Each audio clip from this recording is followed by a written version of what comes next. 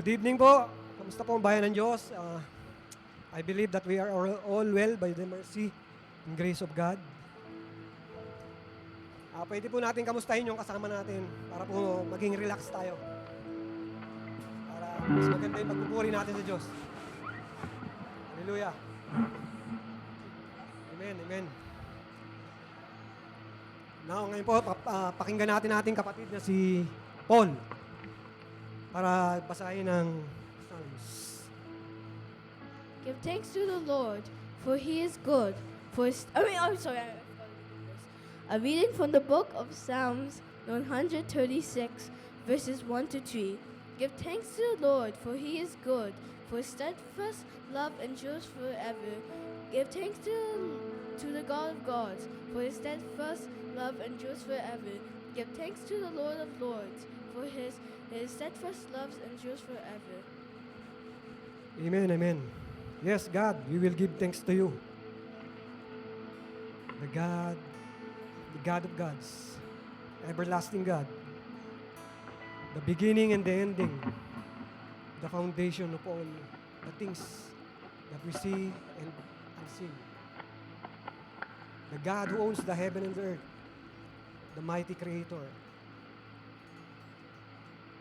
God, we come to you. We come to you with a humble heart. Ano man ang ipinunta namin dito, ito'y dahil sa kabutihan mo nga. Sa kabutihan mo, Diyos. Dahil sa katapatan mo, dahil sa Ikaw ang aming Diyos. And we must offer a worship to honor and give glory unto you, Father. The mighty God, the God of Abraham, Isaac, and Jacob. Father, here we are. Whatever shortcoming that we did, we ask forgiveness. In the mighty name of your Son, Jesus Christ.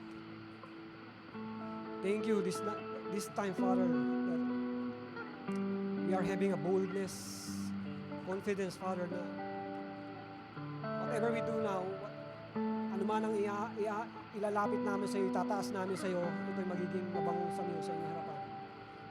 Aming awitin, ang aming sasama-sama, ang aming mga dalangin, ang aming mga hinaing, Father. Salamat po sa oras na to. We invite the power of the Holy Spirit to move among us, to be with us, Father, for you are truly the reason of this gathering, Father. Without you, we are empty, Father. Palahay mo mga awitin na ihatog namin sa iyo, ang worship leader today, Father. The songs, may it be, Father, a sweet aroma unto you. Worship, Father.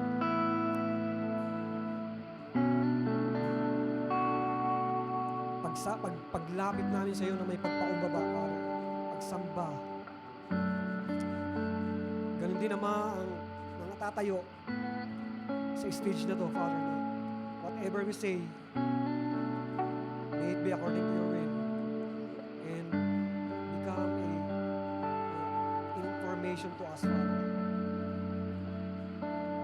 To the speaker, our pastor, Mayor, tago mo lamang siya sa iyong harap, sa iyong likuran upang ikaw makita namin. At ang mga salita mo ay maintindihan namin ayon sa iyong kalooban, Diyos. Palahin mo siya, Lord, at bigyan ng lakas na loob, karunungan upang maihag ito sa amin ng buong karunungan na maiintindihan ng bawat isa, Father. Salamat po. Muli, Ama, ikaw ang maparangalan sa aming kalagitnaan, wala nang iba. In the mighty name of your Son, Jesus Christ, the Holy Spirit, please we pray. Amen.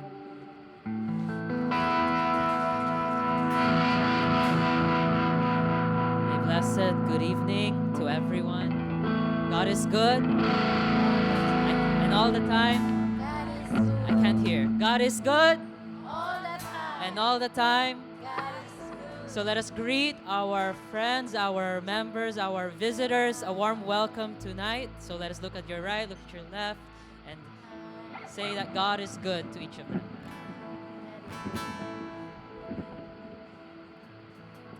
So as we're here gathered tonight, there is one reason we are gathered here, is because we came here to worship the gracious and loving Father. Amen? So let us worship Him tonight.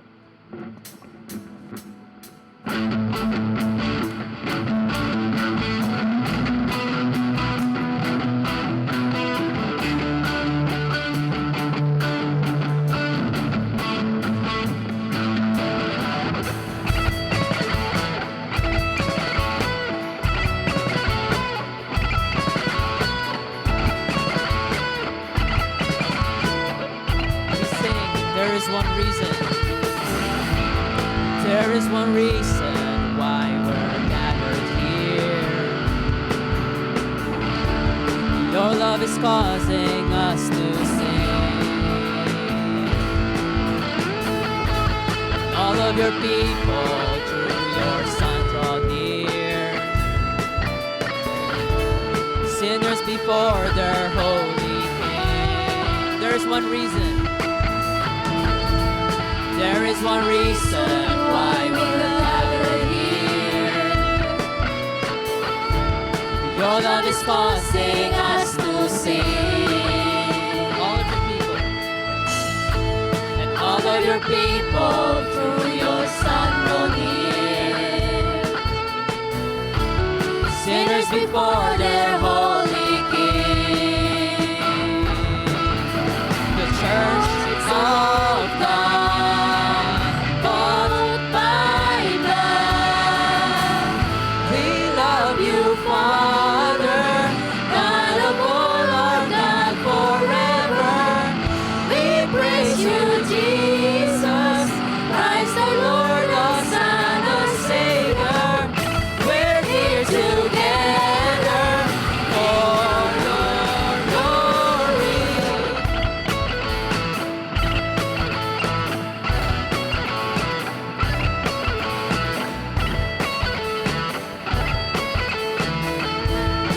There's a foundation.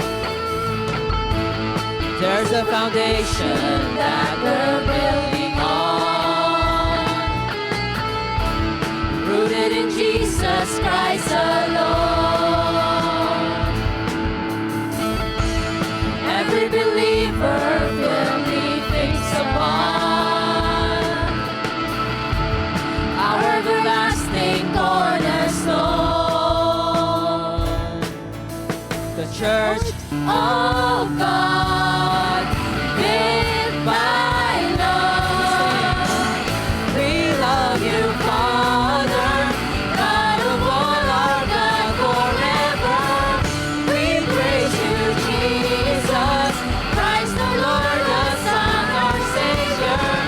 We're here together in your Holy Spirit, gathered for your glory.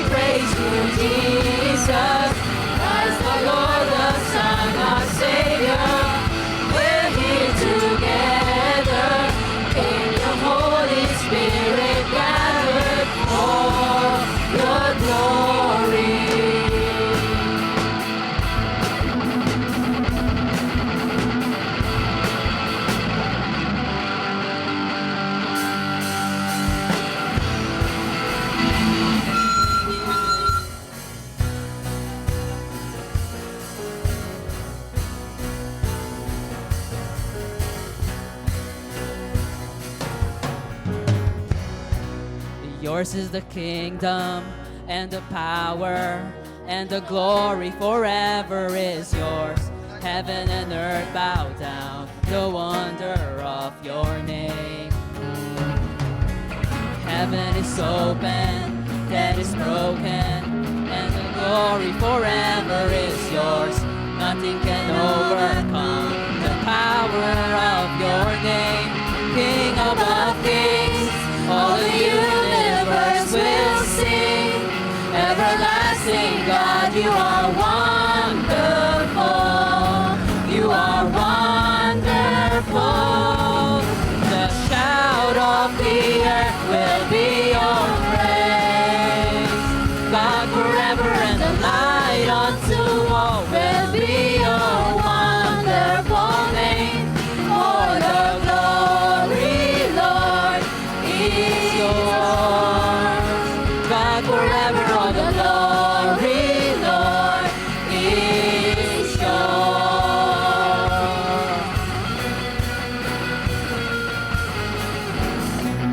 Yours is the kingdom and the power and the glory forever is yours. Heaven and earth bow down in the wonder of your name. Heaven is open, death is broken, and the glory forever is yours. Nothing can overcome the power of your name. King above kings, all the universe will sing. Everlasting God, you are wonderful. You are wonderful. The shout of the earth will be your praise. God forever and the light unto all will be your wonderful name. For the glory, Lord, is yours. God forever, all the glory, Lord, is yours.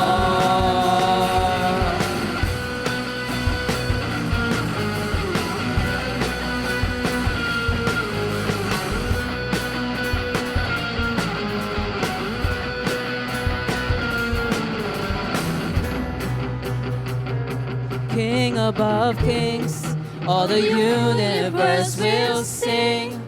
Everlasting God, you are wonderful. You are wonderful. King above kings, all the universe will sing. Everlasting God, you are wonderful. You are wonderful. And shout of the earth will be your praise. God forever and the light unto all will be your wonderful name. For the glory, Lord, is yours. God forever, all the glory, Lord, is yours. And the shout of the earth will be your praise. God forever and the light unto all will be your wonderful name. For the glory, Lord, is yours. God forever, all the glory, Lord, is yours.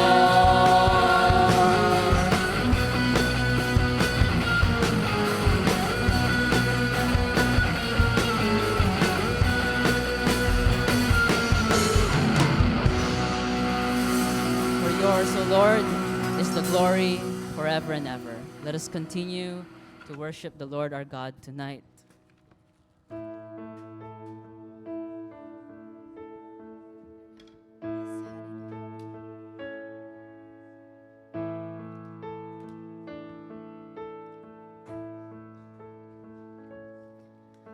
Prepare our hearts, O God. Help us to receive. Break the heart and stony ground. Help our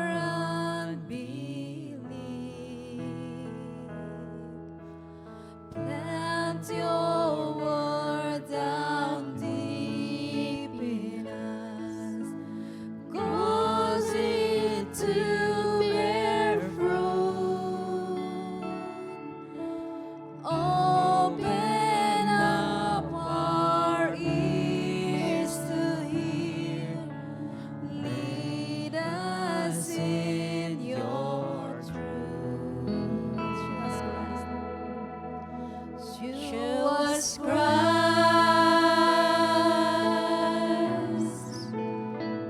Jesus Christ.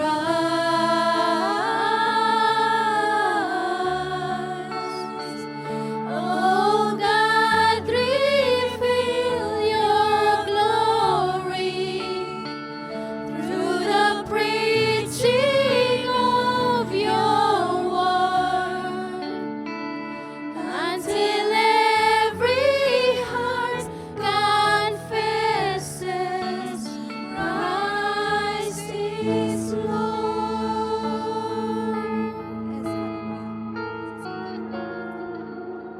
Your word is living light upon all darkened nights.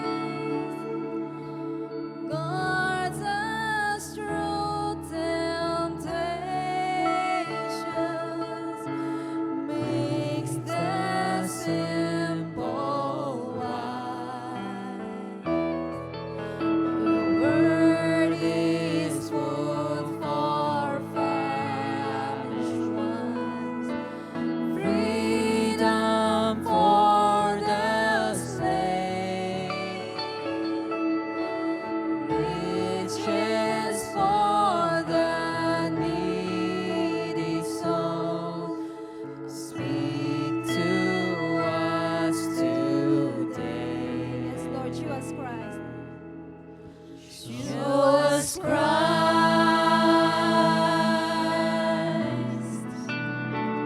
Jesus Christ.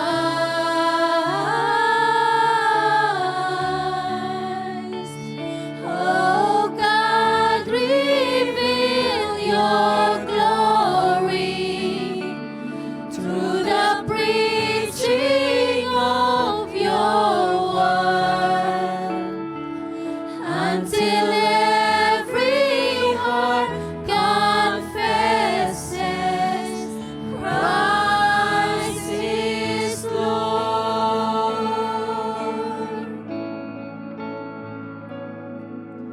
Where else can we go, Lord? Where else can we go? You have the words of eternal life. Where else can we go, Lord? Where else can we go? You have the words of eternal life. Where else can we go, Lord? Where else can we go? You have the words of eternal life.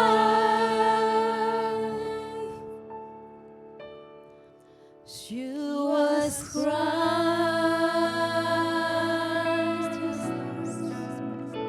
Jesus Christ.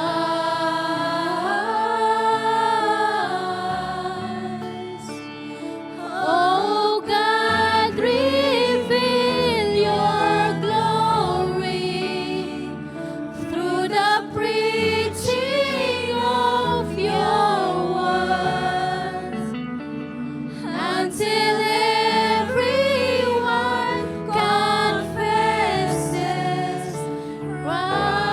Christ is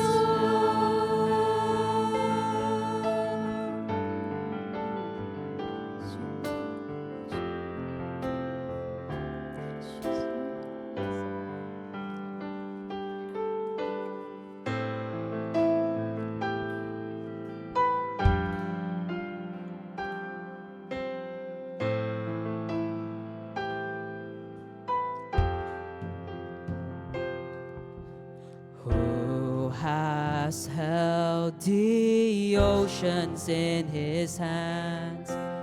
Who has numbered every grain of sand? Kings and nations tremble at his voice. All creation rises to rejoice. Behold, our God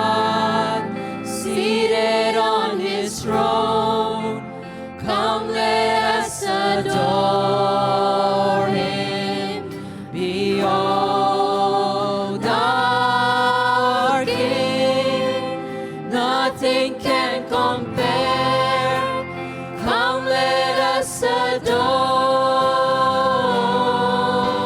Him.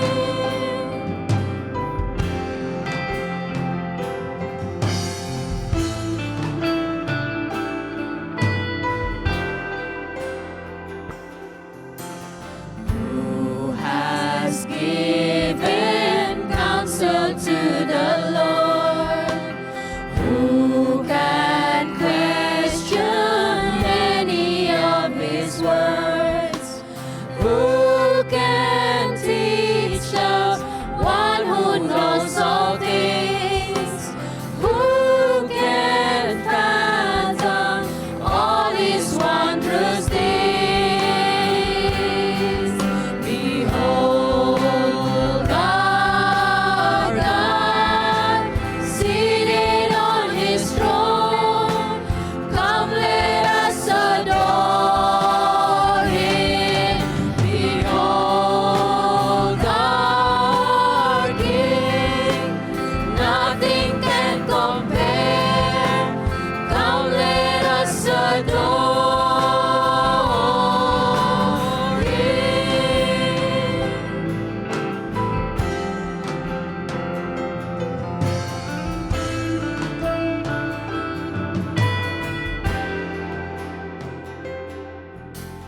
Who has felt the nails upon His hands, bearing all the guilt of sinful man? God eternal, humble to the grave, Jesus Savior, risen now to reign.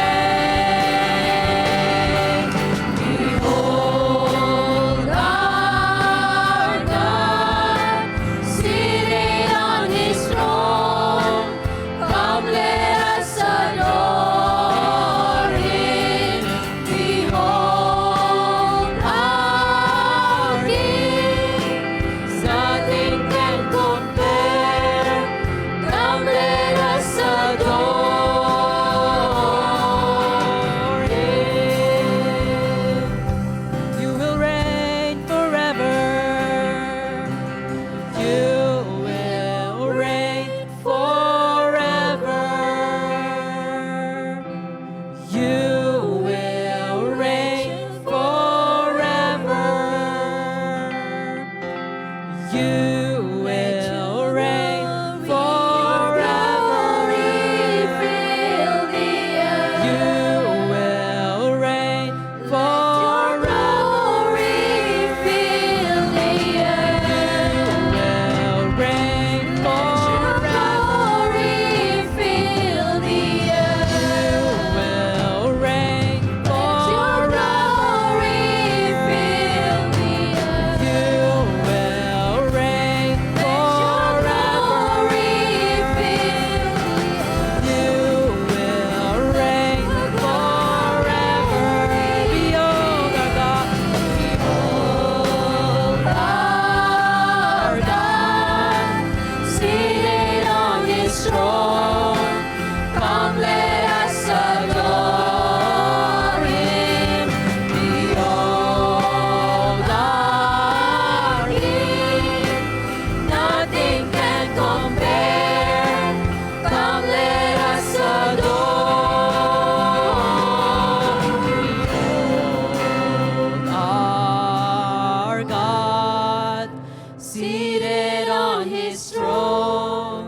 Come, let us adore Him.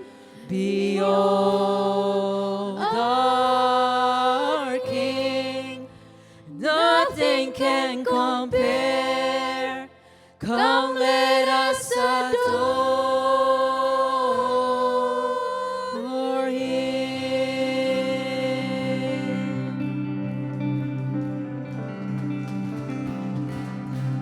Amen and amen. Behold our God, our King. Once again, church, let's give God a clap of offering of praise. Hallelujah. We await, O God, till you come back to us, O Lord. Show us Christ tonight. As we open up our hearts and we ask for forgiveness, O God, Lord, we pray that this time as we offer our praises and thanksgiving, that you will be pleasing in your eyes, O Lord, and in your ears, O God. Lord, we humble ourselves and ask for forgiveness.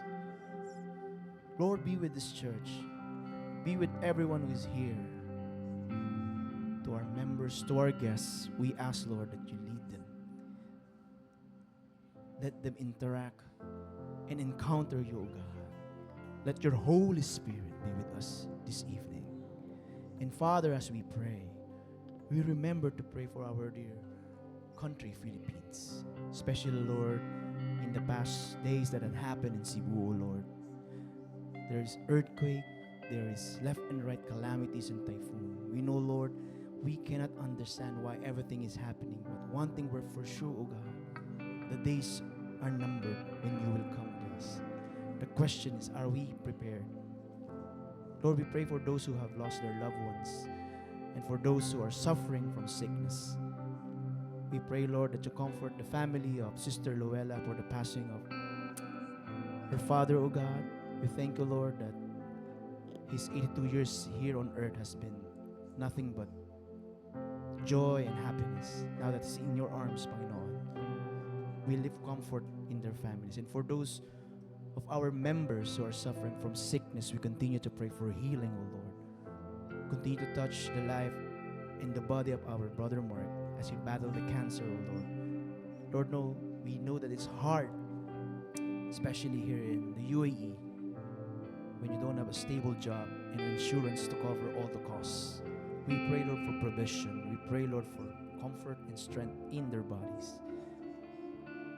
And for our families and friends who are searching for a job, who are in distress or feeling weak, feeling lonely, we know, Lord, that there's comfort in your name.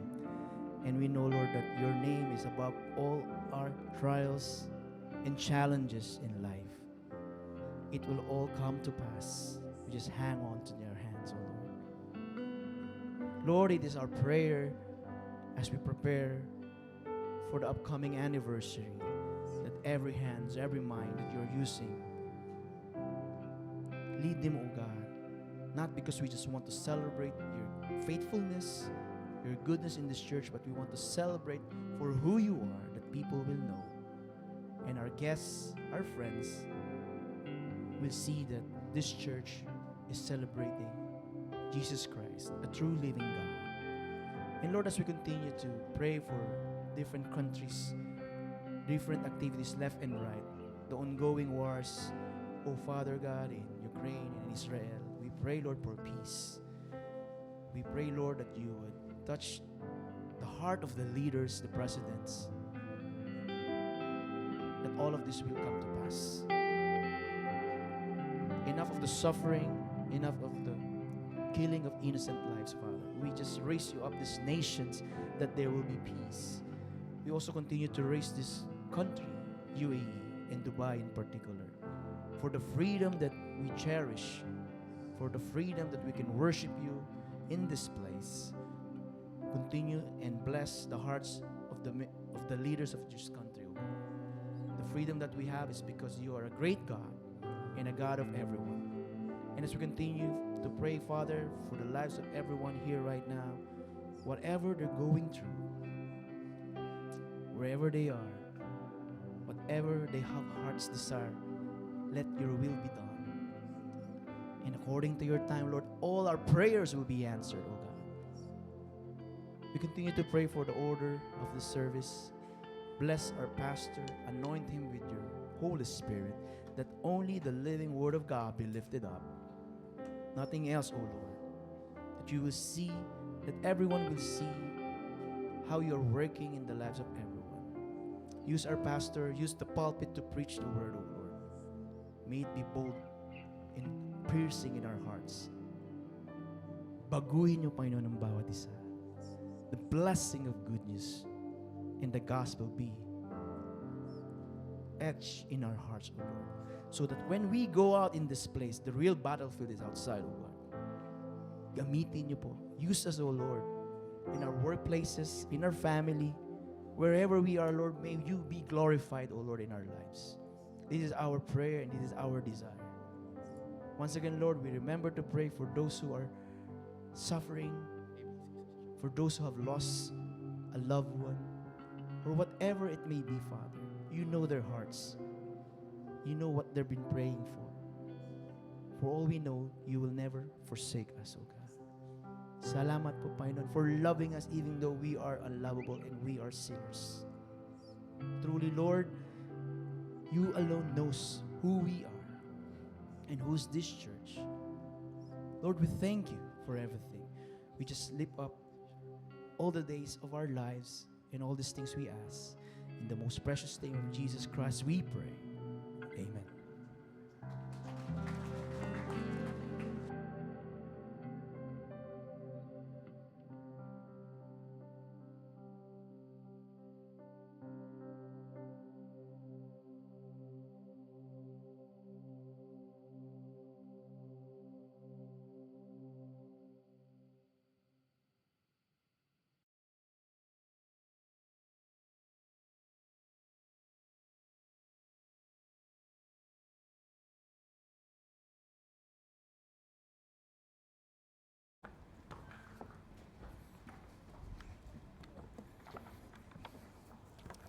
Isang mapagpalang gabi po sa bawat isa sa atin. Kamusta po ang bawat isa sa inyo? Good to see everyone else tonight. Purihin ang Panginoon sa presensya po ng bawat isa, seeing each one of you once again. At sa mga kababalik lamang po ng bakasyon o kagagaling lamang sa kanilang paggaling, sa kanilang karamdaman, we praise God seeing you tonight. So, we are continuing po ang ating journey sa Gospel of Mark. And tonight, we step into a new section sa ating series. Sa mga nakaraang linggo ay natapos po natin yung serye patungkol sa Introducing His Kingdom, kung saan nakita po natin yung compassion, yung authority, yung hope, yung joy, yung grace at mercy ng Panginoong Jesus in so many instances. And each story showed us not only what Jesus can do, but what He truly is as the King who has come. So ngayon, mula po sa Mark chapter 3 from verses 7 to 35, now Mark shifts his focus to defining His relationship. So ito po yung bagong serye, particularly in this chapter. At makikita po natin kung paano nagresponde ang Panginoong Jesus regarding the crowds who admired Him, the demons who fear Him, and the disciples that He calls. And even His own family, we will be able to see how His family misunderstand Him. And so, tonight, sa ating pong passage from verses 7 to 12, makita po natin ang isang larawan kung sino si Jesus. And He is showcased or portrayed as the hero of the masses. Why? Because people from every direction came to Him, pressing in for His help, pressing in for healing, for miracles. Pero this raises a very vital question for us. Dahil as we face Christ, are we content to stand in the crowd, admiring Jesus for what He does? Or are we willing to follow Him for who truly He is? And so with that in mind, tingnan po natin ang kanyang mga salita. Let us all rise as we read Mark chapter 3, verses 7 to 12. Jesus withdrew with His disciples to the sea, and a great crowd followed from Galilee and Judea and Jerusalem and Idumea and from beyond the Jordan and from around Tyre and Sidon. When the great crowd heard all that He was doing, they came to Him. And He told His disciples to have a boat ready for Him because of the crowd, lest they crush Him. For He had healed many, so that all who had diseases pressed around Him to touch Him. And whenever the unclean spirits saw Him, they fell down before Him and cried out, "You are the Son of God." And He strictly ordered them not to make Him known. Pagpalain ng Diyos ang pagkabasa ng Kanyang salita. Tayo po'y manalangin. Indeed, O Heavenly Father, we thank You for Your word that speaks to us with authority and life. And so, Father, as we open Your scripture, show us Jesus not just as the miracle worker of the crowds, but as the true Savior of our souls. May we not only admire Him, but follow Him. And so speak through your Spirit, O Father, open our hearts and transform us by the grace of Christ. In His name we pray. Amen. Now, have you ever noticed how our culture elevates celebrities? Kapag nakakita kayo ng mga celebrity, whether these celebrities are athletes or musicians or movie stars or social media influencers, mapansin natin, people will travel long distances, spend great sums of money, and even wait in endless lines just to get a glimpse or maybe even a selfie with their hero, ang kanilang hinahangaan. Kaya mapansin natin, fame has a magnetic pull. But if you look closer, fame does not just reveal how great the person is, it also exposes what people are longing for. Ano nga ba ang hinahangad ng marami? Some are after entertainment. Gusto lang nilang malibang. Some want hope. And others simply want the experience of being near to someone important. Di ba? Kahit hindi nyo kilala, basta nabalitaan, sino nga ba yun? Sino nga ba yun? Makikipagsiksikan yung iba para lang makakuha ng litrato o makita o makapag-selfie man lamang. And here in Mark chapter 3, from verses 7 to 12, makita natin that Jesus now is at the height of His popularity.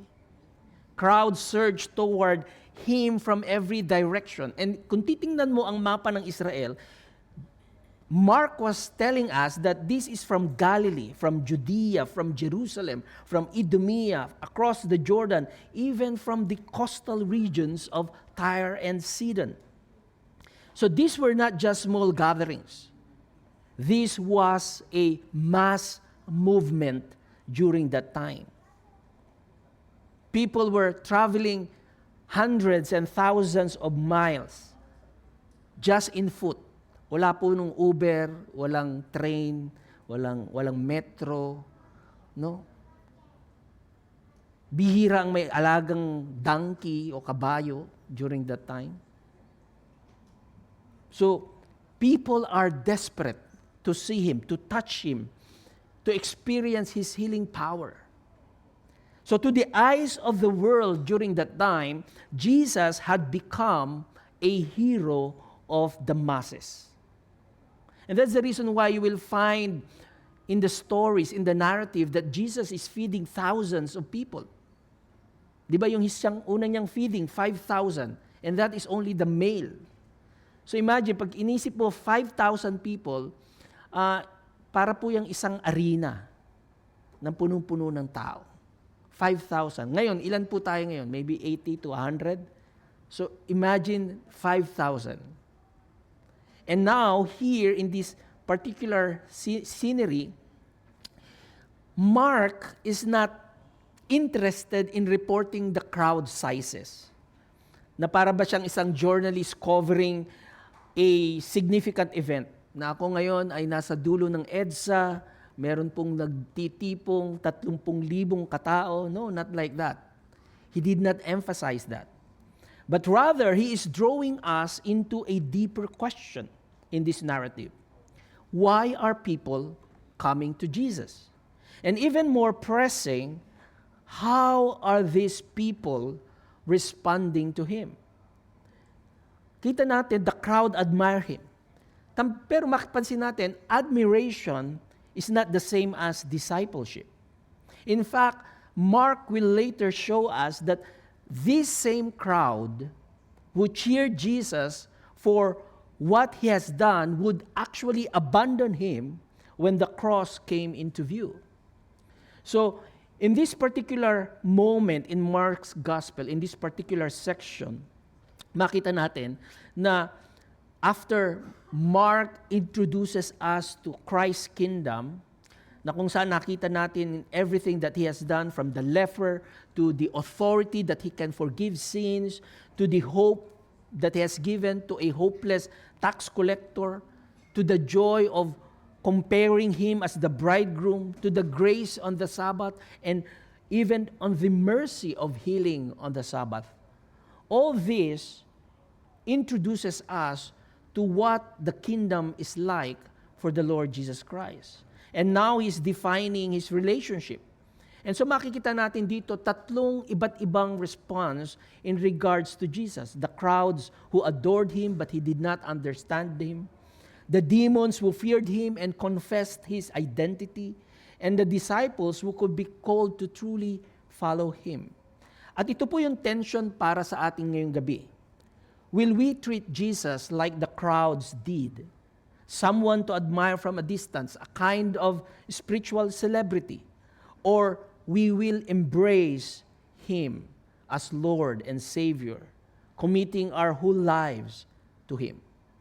So I propose to you tonight that because Jesus is more than a hero of the masses, we must move beyond superficial admiration and embrace Him as Savior and Lord. So tingnan po natin from verses 7 to 8 yung attraction of the masses. Bakit ganun na lamang ang dating ng Panginoong Hesus? So here, Mark painted a vivid picture. Jesus withdrew to the Sea of Galilee. Yet the crowds from Galilee itself, and then sa taas niya, nandun yung Tyre and Sidon, sa baba niya, andun ang Judea, Jerusalem, Idumea, and beyond the Jordan and Tyre, meaning taas, north, south, west, east. Everybody converge to Galilee. Ibig sabihin, ganun na lamang yung pagkaalam ng tao tungkol sa mga ginagawa ni Kristo. And this is not a small gathering. Sabi nga natin, it is a massive, diverse crowd. Jews and Gentiles from all parts of the country, drawn by what they have heard and seen. Because the news of His healings, His authority over disease and demons, His radical teaching spread like wildfire. Kumalat. And everybody wanted to see that in person. That's why they converge. And so, particular dito, yung sinabi ni Mark, yung crowd. Now, when we talk about crowd, it's a massive group of people. And somehow, kung titingnan natin, when you look at crowds, somehow, pwede mong i-describe ang isang crowd as a group of people na walang brain in a sense. When you look at crowds, crowds don't have reason. Usually, crowds only react on a particular thing. Somehow like an animal reacts. And yes, there may be voices of reason within the crowd, but those voices are ordinarily drowned kapag nagsimula na ang pagsisigaw, no? Kapag nagsimula na ang mga bagay-bagay na nangyayari. And that's the reason why kapag ecstatic ang crowds, and when you know ang crowd ay ecstatic, palagi anong nangyayari? Stampede. Diba? Kapag nagkakaroon ng stampede, anong nangyayari? They trample on people. Even sa katabi nila, kamag-anak nila, kapamilya nila, they will trample on them. Why? Because that is the reaction of the crowd. And that's the reason why Jesus asked for a boat. He prepared Himself for the crowd. Crowds can be thrilled in one moment. Crowds can be furious in another moment. Ganon mag-isip ang crowd. And somehow, crowds are unpredictable. And for that reason, potentially dangerous. Because evil people within the crowd can stir up the crowd. Magplant ka lang ng mga tao doon para manggulo. Ang resulta ng pagtitipon ay isang malaking gulo. But also, somehow, kahit naman naging unruly na ang crowd in Acts, in Ephesus, there's one particular shop owner na nagrarally na yung lahat, pero he was able to pacify the crowd na gustong kumitil kay Paul during one of his missionary journey. So ibig sabihin, we can see here that this is the crowd. They knew about Jesus. And Jesus knew this crowd. And he took precautions because he knows, ang sabi sa scripture, di ba, they were pressing in. People were desperate for something new, something powerful, something that would meet their needs. Kaya pansin natin dito, Mark emphasizes this. The crowd is responding to Jesus' deeds more than his person. Gusto nilang makita yung himala. Nasaan ang himala? Nasaan ang pagpapagaling? Nasaan ang pagpapalayas ng mga demonyo? They are impressed. They are eager and desperate. But their understanding is limited. So, dito makita natin, the attraction was real but shallow. Why? Because people during that time wanted miracles, wanted healing, wanted deliverance, but not necessarily they want transformation. They love the effects of Jesus' ministry without embracing the demands of his discipleship. Sabi ni Michael Horton, we must beware of using Jesus for our benefit without submitting to him as Lord. And this is what we can see here in the narrative. People are embracing the good things that he brings. Nakakapagpagaling ng may sakit, nakakapagpalayas ng demonyo, nakakapagbigay ng hope, nakakapagpabangon ng patay, and everything else. So dito makita natin, the crowd response, as Mark portrayed to us, reminds us of a subtle danger. Admiration without allegiance. Meron silang paghanga, pero walang katapatan. The masses can honor the messenger, but resist the message. They want benefits without surrender, signs without sacrifice. Gusto lang po nila ng benepisyo, pero walang pagsuko. Kaya pakitanong niyo po yung katabi niyo, benepisyo o pagsuko?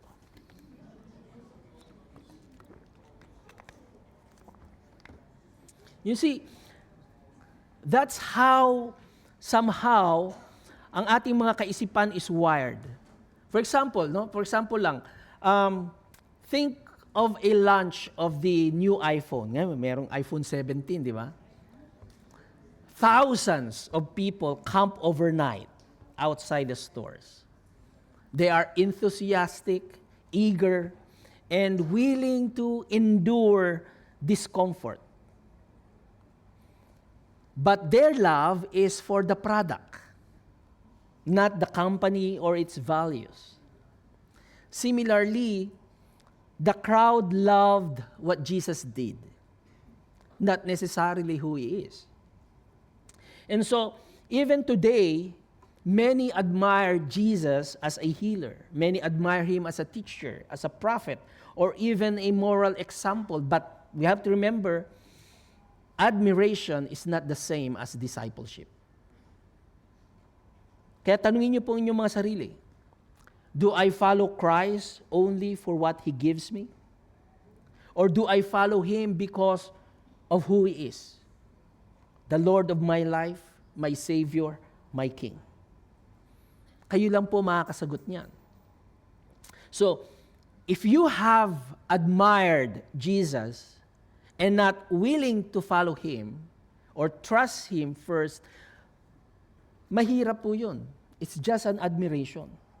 So you need to trust Him first, by faith, that Jesus died for your sin, that He has risen from the dead for the assurance of your salvation. Believe that Jesus is your Savior and Lord. Hindi lamang po yung humahanga kayo o tumatawag kayo. And here what we see is that the massive pressing crowd created a challenge. Their numbers were great, their enthusiasm visible, kasi talagang gusto nilang gumaling, yung konsepto na mahawakan ko lang. So, how would Jesus respond in this situation? Would He seek the popularity of the people at kakaway? Ganun ba? Or would He stay true to His mission? And that leads us to point number 2, the pressure of the crowd. Mark tells us that the crowd was so overwhelming that Jesus had to get into a small boat to keep the pressing masses for crushing Him. You see the word there. If he did not go to the boat, maiipit siya, maaapakan siya, because the whole crowd is pressing to see Him. Wala namang inassign na 1,000 policemen or security men. 12 lang yung disipulo niya. How could you stop thousands of people to come to you? They cannot. And dito natin makikita yung konsepto na everyone wanted to touch Him, convinced that His power could flow through them just through a physical contact.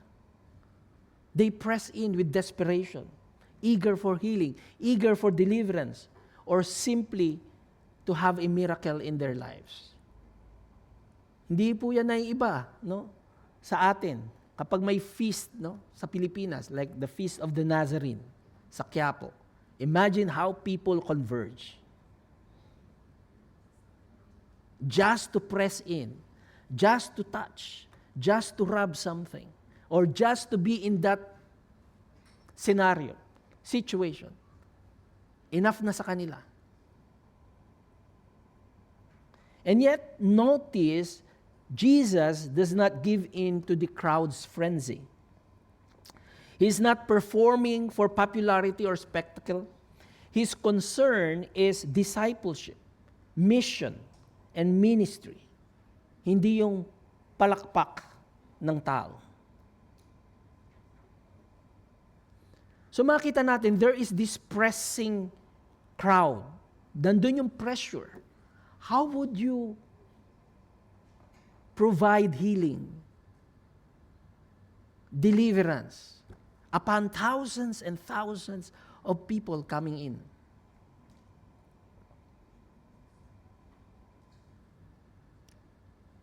And the potential of being misunderstood.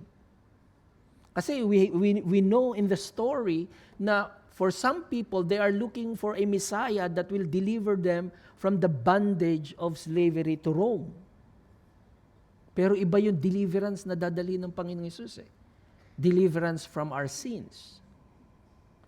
And so that was the pressure for Him. And somehow, tayo po, nakakaranas din ng ganong pressure. Once we become Christians, we are pressed with so many concerns. How can I bring my family to know the Lord? How can I share the gospel to my loved ones, to my friends? Tatanggapin ba nila ito?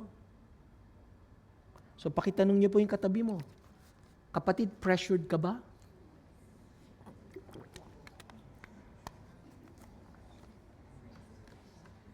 And so here makikita natin na the narrative is showcasing to us the desperation of the people and the danger of superficial faith. Crowds can be impressive, pero hindi ibig sabihin multitude does not equal maturity. No, makita natin dyan, multitude does not equal maturity. If we truly understand the gospel and Jesus' ministry, It's about transforming hearts, not impressing onlookers. Hindi po siya nandun para pabilibin sila sa kanyang magagawa. As John Piper insightfully remarks, Jesus is not a means to your treasure. He is the treasure. Si Jesus daw po ay hindi isang paraan sa iyong kayamanan. Siya mismo ang kayamanan.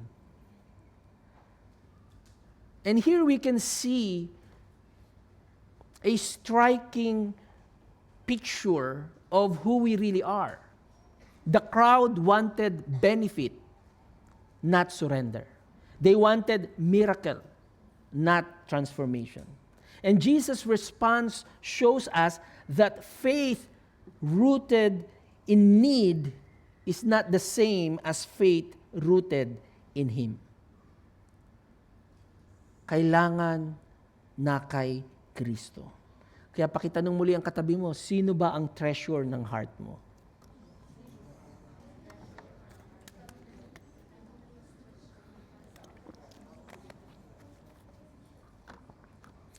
And so that's the reason why, di ba? Pag tingin natin, kapag mayroong mga celebrities at a public event, di ba, ang daming security guard, people will swarm to the place, especially pag they want the artist or the person. Everybody wanted a piece of that person. Kaya bumibenta yung mga mercs. Diba? You choose kung gusto mo ba panyo, t-shirt, sombrero, just to have a piece of that person. And similarly, the crowd wanted a piece of Jesus. Matouch man lamang, masilayan man lamang. And that's the reason why they were pressing. They wanted to follow Him.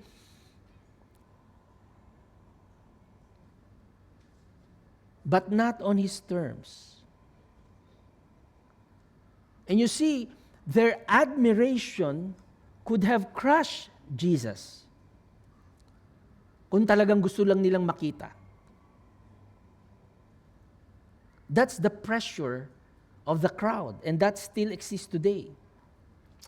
Marami ang lumalapit kay Jesus, marami ang nagdi-desire kay Jesus as a quick fix healer, a therapist for pain, or a symbol for their cause. For some people, para gumaan ang buhay. That's the reason why laganap ang prosperity gospel. They want a piece of Jesus. And yet, when we see the gospel, the ministry of Jesus is not crowd-driven. It is cross-shaped. The reason why He ministers is nakatingin siya dun sa krus. That is the end of the things that He needs to do. And so we must ask ourselves, are we drawn to Jesus for what He gives or for who He is? Tayo ba ay naaakit kay Kristo dahil sa Kanyang ibinibigay o dahil kung sino siya? Are we seeking His presence for benefit or His lordship for transformation? Are we seeking His presence for benefit? Is it the reason why you are here tonight? To receive His blessings? Or is it the other way around? To bless Him? You see, that's the reason why it's so crucial for us to know who He is. Yes, the masses was there to recognize His authority over sickness and diseases or even the demons. And here, makita natin that even the unclean spirit acknowledge Him, revealing a deeper reality na ang authority ng Panginoong Hesus is universal. It's both for people and the spiritual world. And yan makikita natin, there is this confession of demons in verses 11 to 12. Sabi doon, whenever the unclean spirit saw Jesus, they fell down and cried out. Anong sinasabi? You are the Son of God. Even in the spiritual realm, they recognize His divine identity. And yet, makikita natin dito, they had the accurate theology. Kasi sabi nila, you are the Son of God. But the demons do not worship Him, nor surrenders to Him. And Jesus silences them. Sabi niya, do not reveal who I am. And this shows that Jesus' authority is divine and sovereign. But His work is centered on the cross. His work is centered on redemption. His work is centered in true discipleship, not merely acknowledgement by even the spiritual forces. Hindi niya pinuri yung mga demonyo, o buti kilala niyo ako. Sinabi niya, silent. Why? Because it's not His time. Sinclair Ferguson notes that the greatest danger is to know about Jesus without ever knowing Him personally. The greatest danger is to know about Jesus without ever knowing Him personally. The demons acknowledge Jesus' identity perfectly, and yet we know they remain rebellious and oppose. Mga kapatid, true faith is relationship, not just intellectual assent. Hindi lang yung alam mo, kilala ko si Kristo, alam ko tungkol sa Kanya. Pero importante po, meron po tayong relationship sa Kanya.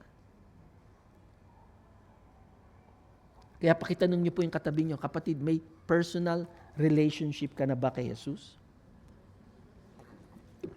Pag sinabi niyong hindi, papuntahin niyo sa likod mamaya.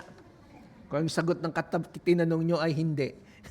Para ipaliwanag natin sa kanila bakit kailangan nila ng personal relationship with the Lord. It's so critical, it's so crucial. Huwag niyo pong kunin na yung tanong is something to offend, but rather something for you to value and to check. Meron nga ba akong totoong relasyon kay Kristo? It's so crucial. It's like a political analyst. No? Gaya ng nangyari sa Pilipinas ngayon, ang daming political analyst. Bibigay ng kanilang opinion sa mga pangyayari. No? Kanya-kanyang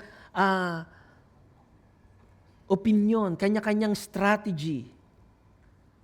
Pero, papansin natin, if you have this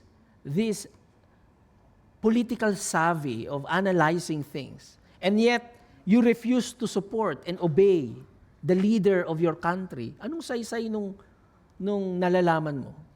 Nung galing mo? Kung you are not there to help. Mga kapatid, knowledge without allegiance is empty and ineffective. Ang kaalaman daw ng walang katapatan ay walang laman at hindi epektibo. The demons knew Christ was the Son of God, but they neither obeyed Him nor benefited from His authority. Hindi po enough na kilala nyo si Kristo. Kailangan po kayo ay tapat na sumusunod sa Kanya. Today, many Christians confesses truth about Jesus. He is the Lord. He is the Son of God. And yet, when you look at them, their lives remain unchanged. They profess they know Christ. Pero walang pagbabago sa kanilang buhay.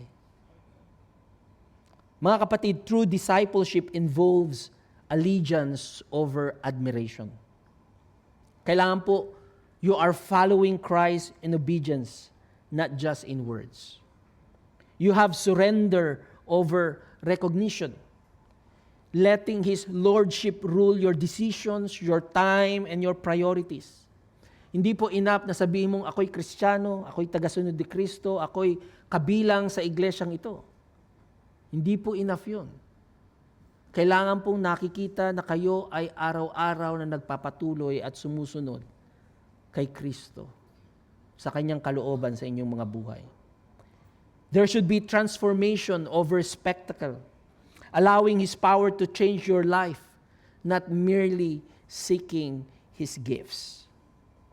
In Mark 3, chapter 3, verses 7 to 12, pinresenta si Kristo bilang hero of the masses. Nakita natin, the masses were attracted by His works, drawn to miracles and healings. The crowd pressed Him for His power.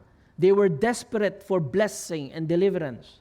And even demons confessed His identity, the recognition of His divine authority. But all these responses stopped short if not accompanied by faithful obedience and discipleship.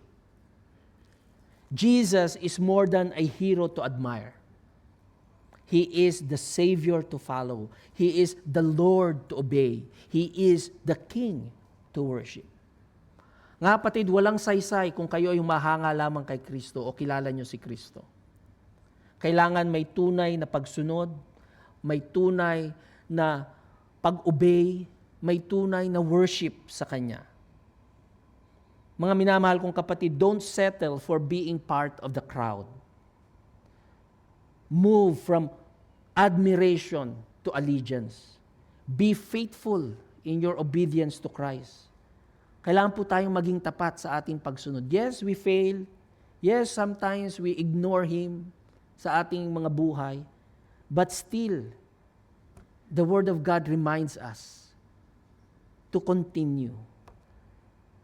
Hanggat wala pa ho kayo sa ilalim ng hukay, ibig sabihin nun, may pag-asa po kayo. May pag-asa ang bawat isa sa atin na maging tapat, magpatuloy sa Panginoon. Yes, you may fail. Yes, you may ignore Him. But that's not the end. God wants us to repent, to believe in Him, to follow Him, to obey Him in our lives. And that's the reason why there's not just the recognition. There should be a relationship. Mga kapatid, make sure that Jesus is truly your Lord and Savior. If not now is the time to place your faith in Him. Kung hindi pa talaga totoo si Kristo, nagkukunyari lang kayo bilang isang mananampalataya. Kasi sa loob po ng iglesia, may totoong Kristiyano, may nagkukunya-kunyari ang Kristiyano, at may hindi Kristiyano. So kung kayo po ay nagkukunya-kunyarian, baguhin nyo na po. Maging totoo na kayo. At kung kayo po ay hindi pa Kristiyano, ngayon ang panahon upang kilalanin nyo si Kristo. It's not enough that you know Christ. You must have a relationship with Him.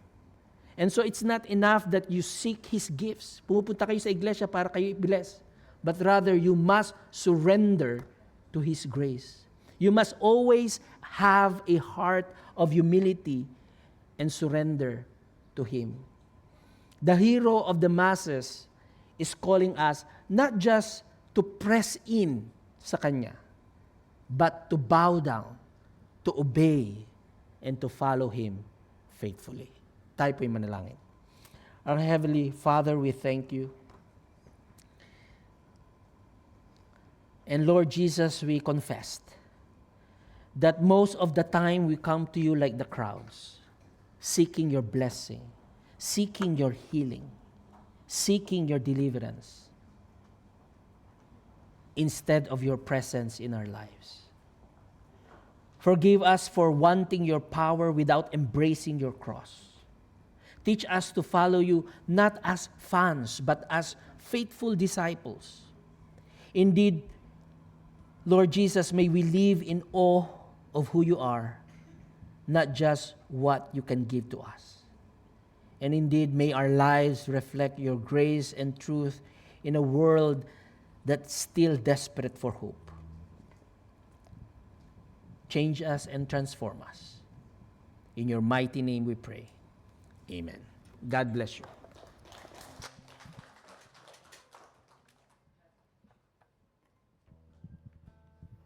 Let us all rise as we respond to the Word of God.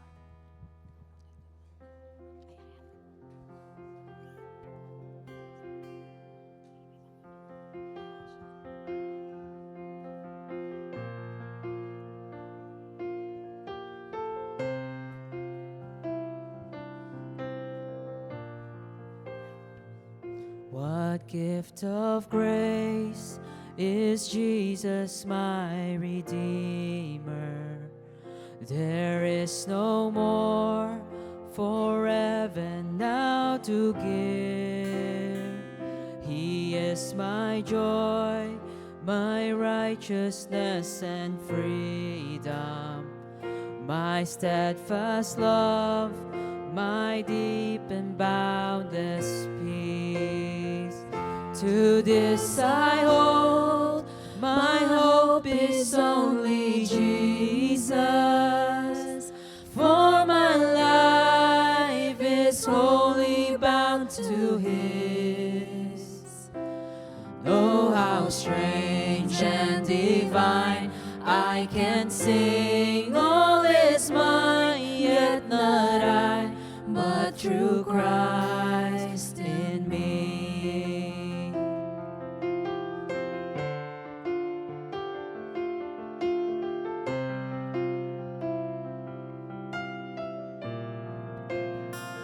The night is dark, but I am not forsaken.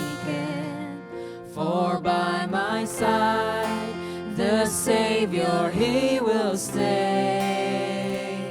I labor on in weakness and rejoicing, for in my need, His power is displayed. To this I hold, my shepherd will defend me. Through the deepest valley He will lead. Oh, the night has been won, and I shall overcome, yet not I, but through Christ in me.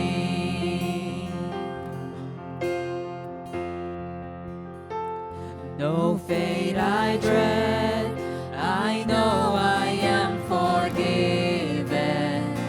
The future sure, the price it has been paid. For Jesus bled and suffered for my pardon, and He was raised to overthrow the grave. To this I hold, my sin has been defeated. Jesus now and ever is my plea. Oh, once chains are released, I can sing, I am free, yet not I, but through Christ in me.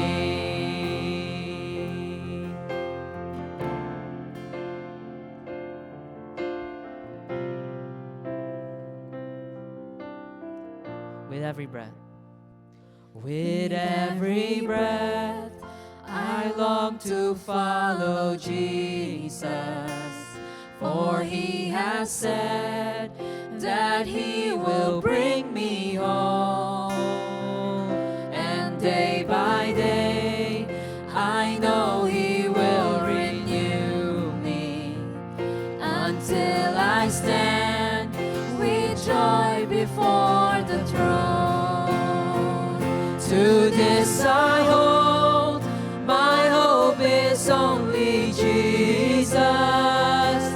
All the glory evermore to Him.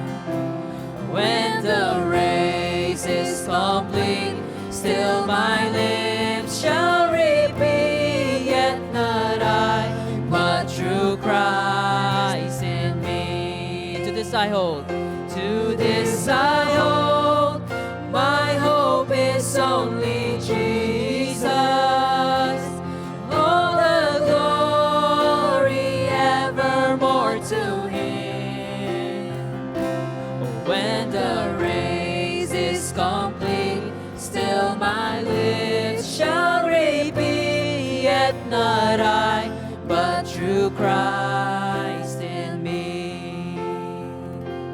When the race is complete, still my lips shall repeat, yet not I, but through Christ in me.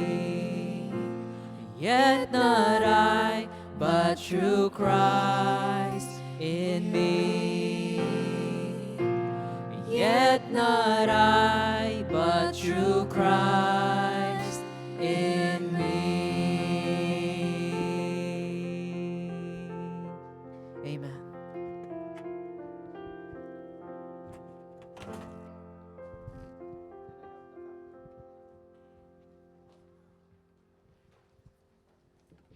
Yes, good evening po. Ngayon po ay dadako naman tayo sa ating pagbibigay ng ating offering. Yan po. At before po tayo mag-start, ay babasahin po sa inyo ang 2 Corinthians chapter 9, verse 6, 7, 8. Remember this, whoever sows sparingly will also reap sparingly, and whoever sows generously will also reap generously. Each of you should give what you have decided in your heart to give, not reluctantly or under compulsion, for God loves a cheerful giver, and God is able to bless you abundantly, so that in all things, all times, having all you need, you will abound in every good work. Let's bow our head po and let us pray. Our Father in heaven, thank you for this privilege that you given us to worship you through giving. We recognize that everything we have is a blessing come from you. We acknowledge that cheerful giving is not an obligation but joyful act of worship. Help us understand that our giving is an expression of our deep love for you and our want to spread your word to all nations. This is our prayer in Jesus' name. Amen. Amen. Praise the Lord. Hindi po habang nagbibigay po tayo sa Panginoon. We all know that our celebration ng ating pong anniversary is coming. Amen. Palakpakan niya po natin ang Panginoon. God is good. And this could be very special for each and every one of us. And it will be extra special because this time we're gonna share a song. This was composed by our very own Pastor Abam. And this will be the theme song of our upcoming anniversary. So we would like to encourage everyone to learn the song. I'm gonna sing it right now. It will be recorded, I think, online so that you can go and check online as we sing the song. And we will produce a recorded, complete song of this so that before anniversary, we can sing this song by our heart without looking the lyrics or everything. So tonight, you can join us. The melody is singable. The lyric is there. So let's worship the Lord. Amen. The title of the song is the theme of our anniversary, Rooted Deep, Reaching Wide. Sige po, let's worship the Lord.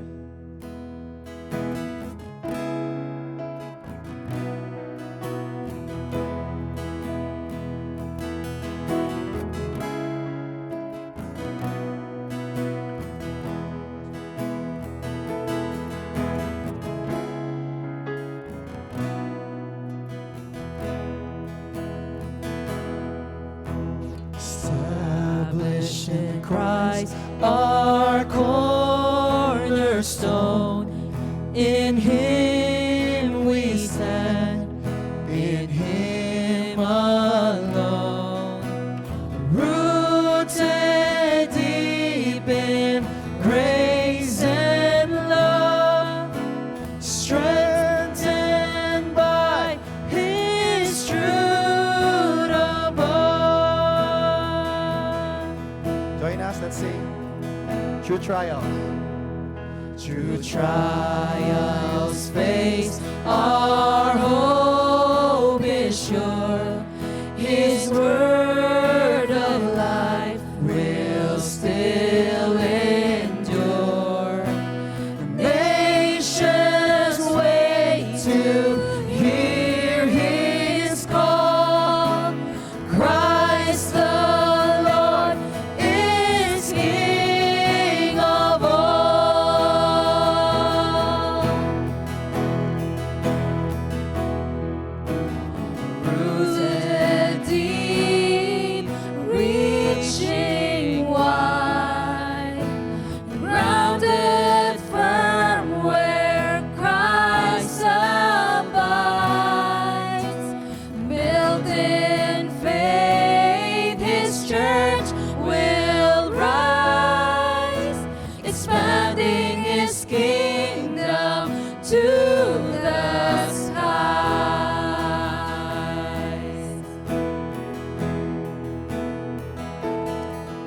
with thankful hearts. His name we praise, proclaiming Christ through all our days. Grace received He freely gave, shining light of Christ's salvation.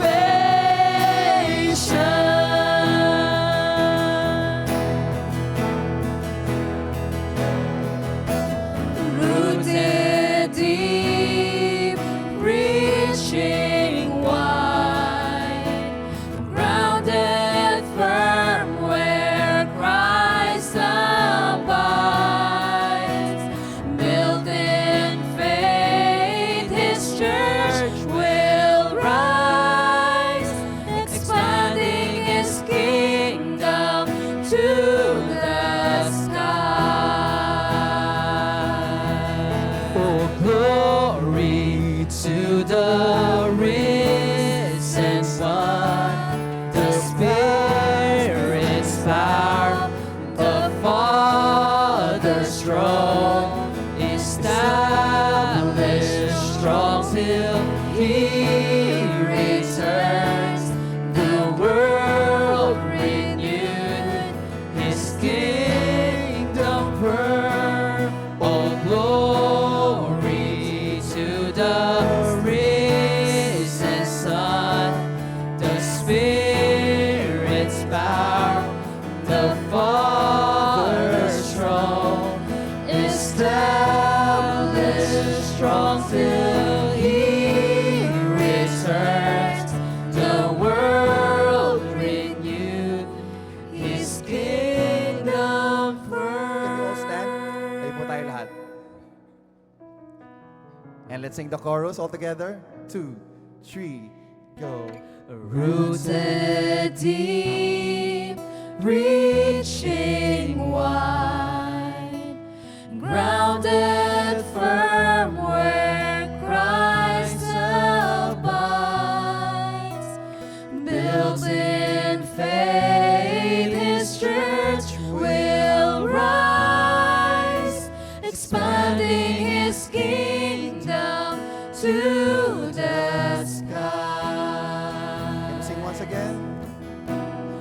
Rooted deep, reaching wide, grounded firm where Christ abides. Built in faith, His church will rise, expanding His kingdom to the sky. Expanding His kingdom to the skies, expanding His kingdom to the skies. Praise the Lord. So let's study the song, put it in our heart, and let's sing the song in our anniversary with all our hearts, with all our strength, to glorify the Lord. Amen.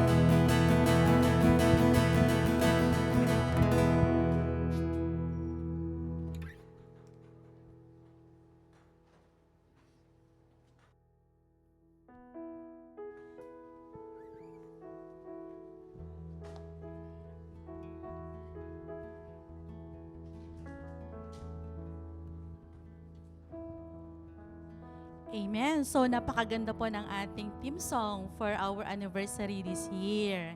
And i-start na po nating i-practice and internalize po natin ang meaning na song na kinompose po ng ating dear Pastor Abam. So once again, good evening po sa ating lahat, and indeed we are so blessed sa Word of God na shinare po sa atin ng ating butihing pastor.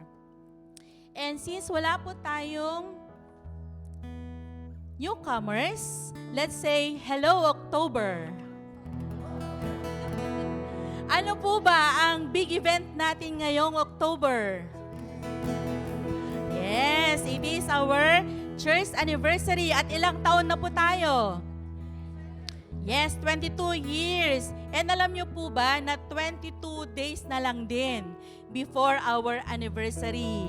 So, palakpakan po natin ang Panginoon for once again, a year to celebrate His goodness and faithfulness po sa ating church na TFCCD.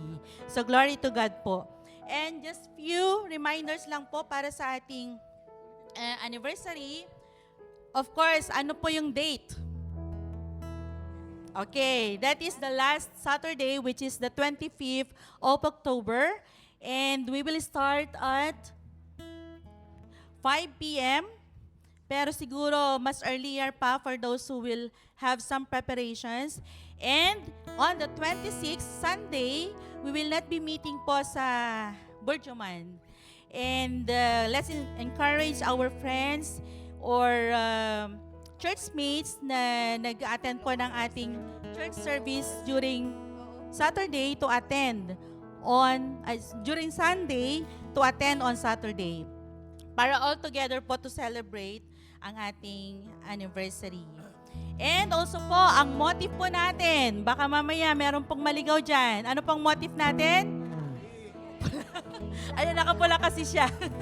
Ayan, so we have any shades of green po.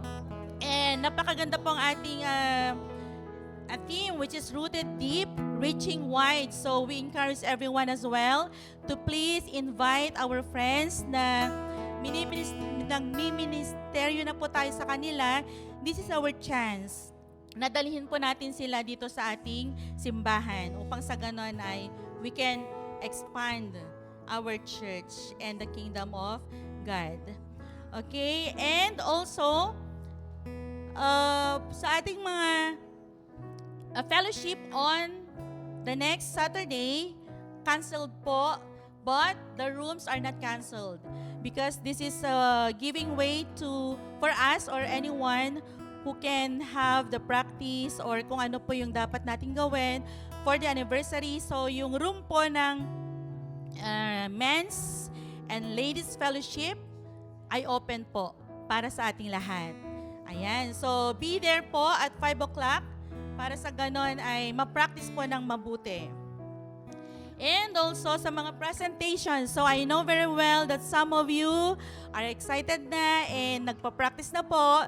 And salamat po sa mga kapatiran na nag-practice kanina. And next week, mag-practice po ulit tayo. And still open po yung mga gusto pa pong mag-presentation or magbigay ng special numbers.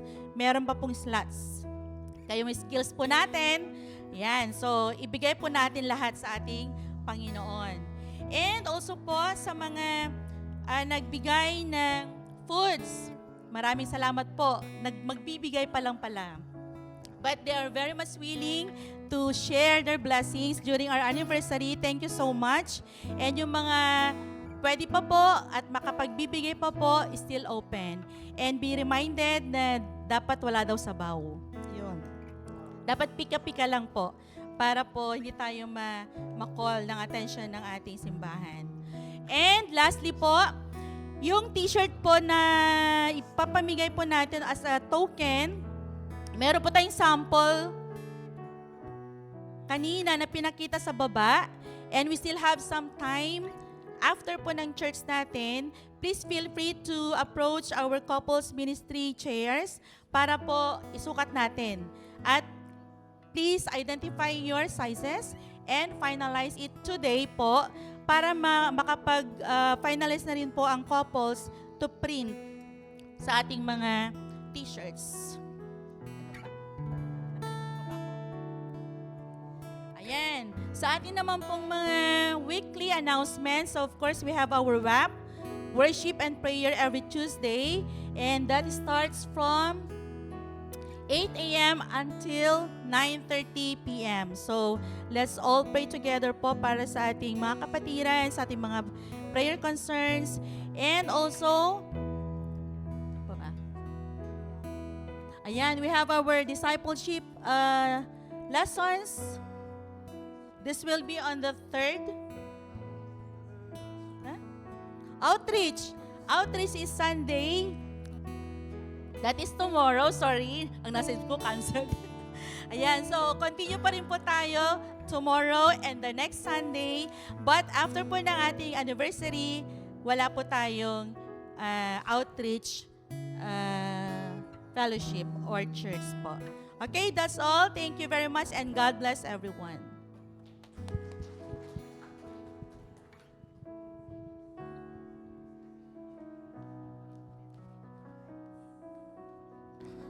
So before our pastoral prayers, sa lahat po ng mga Octoberian, sa may mga birthdays this October, sa mga couples that they're celebrating their anniversaries this October, punta po kayo sa unahan so that we can pray for you.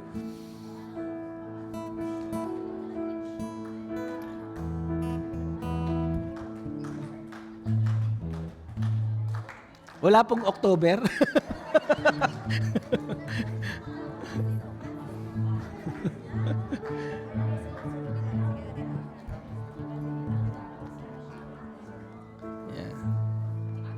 Tayo pong lahat tayo tumayo. Let us raise our hands as we ask God's blessing to be upon them.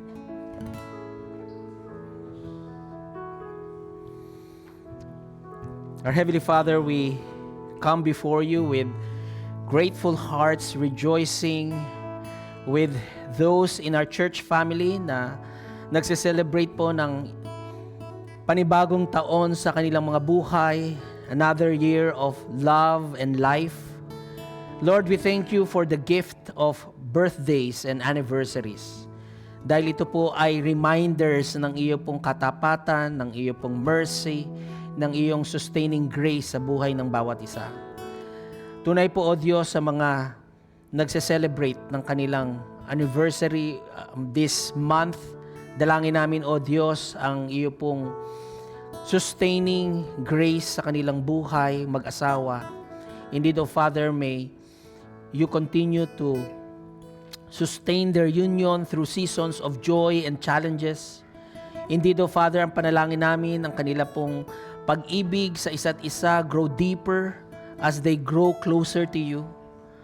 Tunay nga po, O Diyos, na ang kanila pong mga relationship be a testimony of your covenant love, marked by your grace, your forgiveness, and their unity in Christ.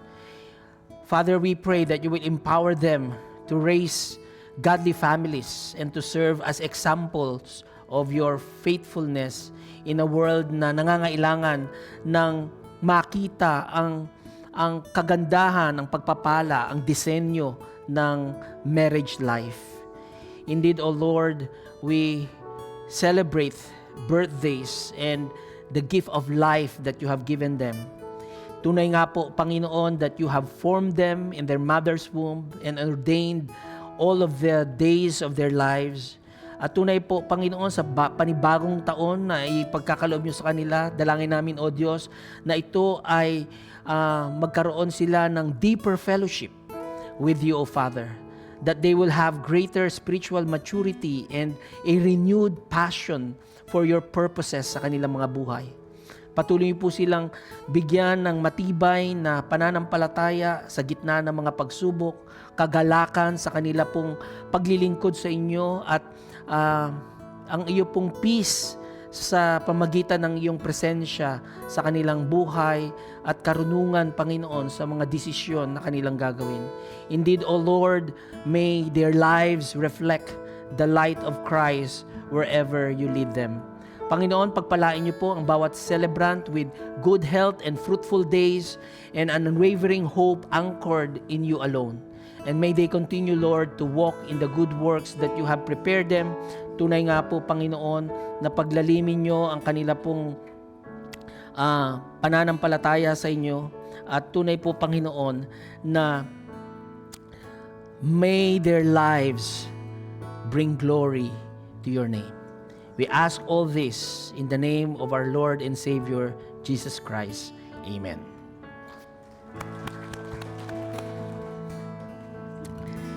Let us pray. Our gracious and Heavenly Father, we bow before you tonight, thankful that in Christ you have revealed not just a healer of diseases or a solver of our problems, but the very Son of God, the Savior of this world. And we confess, Lord, that too often we have been like the crowds, drawn to you for what you can give rather than for who you are. Forgive us, Father, for shallow faith, for admiring you from a distance but hesitating to follow you closely. Lord Jesus, we thank you that you are more than the hero of the masses, for you are our Redeemer, you are our Shepherd, and you are our King. Teach us to move beyond admiration into obedience, beyond recognition into relationship, that by your Spirit, O Lord, strengthen us to follow you with joy, even when it means bearing our crosses. We pray for this church, and we pray for the church around the world, that you will guard us from being crowd-driven, from being consumer-driven, from being popularity-driven, but instead, root us, Father, deeply in your word, and shape us into true disciples who love you with all of our heart and soul and mind and strength. Father, we lift up to you mga kapatid po namin na weary, burdened, or suffering. May they find true rest and healing in you. And we pray, Father, for those still that are far from you. Indeed, O Lord, may you move in their lives, may you touch their minds and hearts, that they would not just confess with their lips that you are their Savior, but rather, Father, they will surrender their lives to your Lordship. Lord, let all of our lives be a testimony that Jesus is not just admired but adored, not just recognized but received, not just spoken of but obeyed. For you are worthy of all glory and honor and praise. We praise these in the name of Jesus Christ, who is our Savior, our Lord, and our King. Amen and amen. Praise God, from whom all blessings flow. Praise Him, all creatures here below. Praise Him above, ye heavenly hosts. Praise Father, Son, and Holy Ghost. Amen.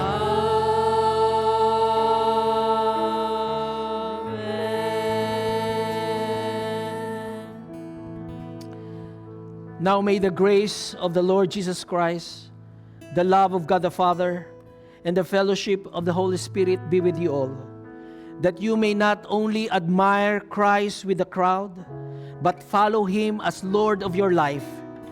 Go in His joy, in His peace, and in His power. In the name of the Father, and of the Son, and of the Holy Spirit. Amen. God bless you, and good night.